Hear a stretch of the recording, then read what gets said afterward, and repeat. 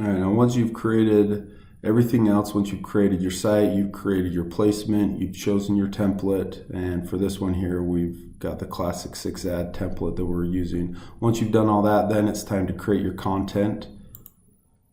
In order to create your content, go ahead and click on the Add New Content here. The other option you have within your content, you'll see that you have all these options here, and you can create content with this icon here as well.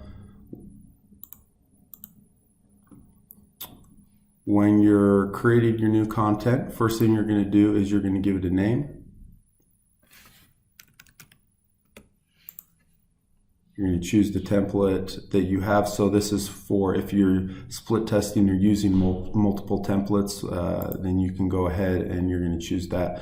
Once you've chosen your template, then it's going to pull up the other options for you here to customize. Once that pulls up for you, then it'll give you all the options that you'll need to fill out. And again, depending on the template, there are different fields, and so you'll see different fields here to fill out. So you're just going to need to fill out, make sure you're filling out all the different fields.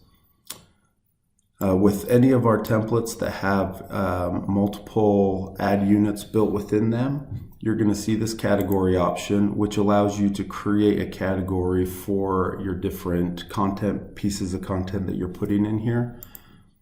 So first thing you're going to do is just go ahead if you want and add the category. Now this is something that isn't necessary, you don't have to do, but this is for those. One good example of this is if you're an affiliate and you have multiple offers that you're trying to sell, you're sending someone to your landing page, and then you've created a pop-up, and the pop-up you want to just see if they're interested in any of your other landing pages that are selling different types of things. So you could have a gadgets category, and then what you could do is put all of your different content pieces that are gadgets under that, and then that will just fill one of the 6 unit panels, the ad panels, whatever you want to call them. It'll fill one of the 6. So you can create up to 6 or even more, and then it'll just rotate through those different ads, and you can easily split test to see what's actually working the best for you.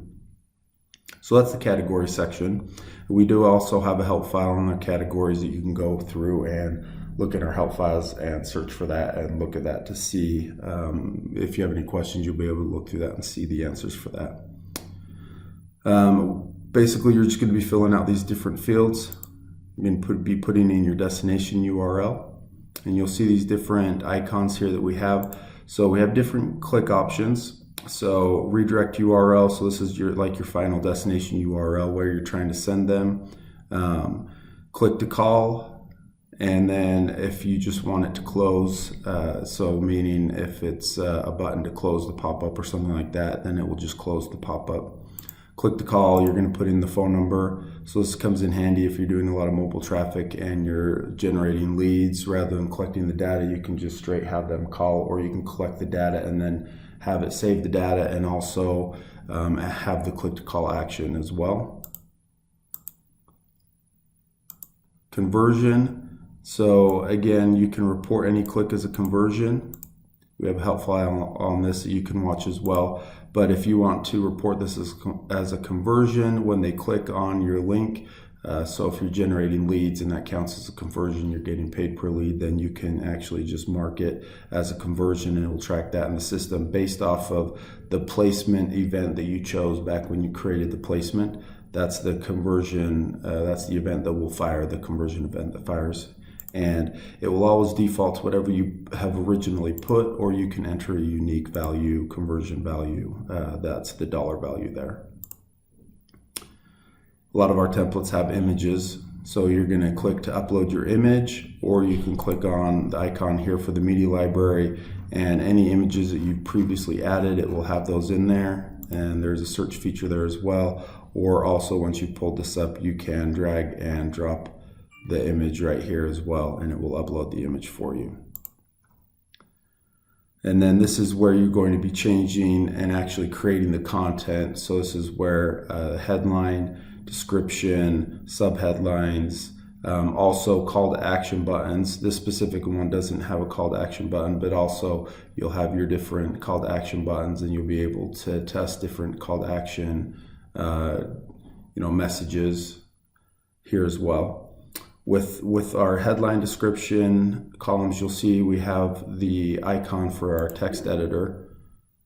So this is where, even though you've already customized your template as far as the size of the text and different things like that, you also have the ability here to also make changes in the text editor, just depending on what you're trying to do. Or if you want to make changes to anything specific, then you'll see those updates here as well. Description, as you can see with the preview, that's just this one right here, and you can easily make changes to that with the text editor as well. Once you've completed all of the different fields here, and like I said, this one is actually a pretty simple one. Some of them have a lot more options that you're going to be filling out. Once you've done that, you're going to go ahead and create your content, and that's all you need to do to create a new piece of content for your template.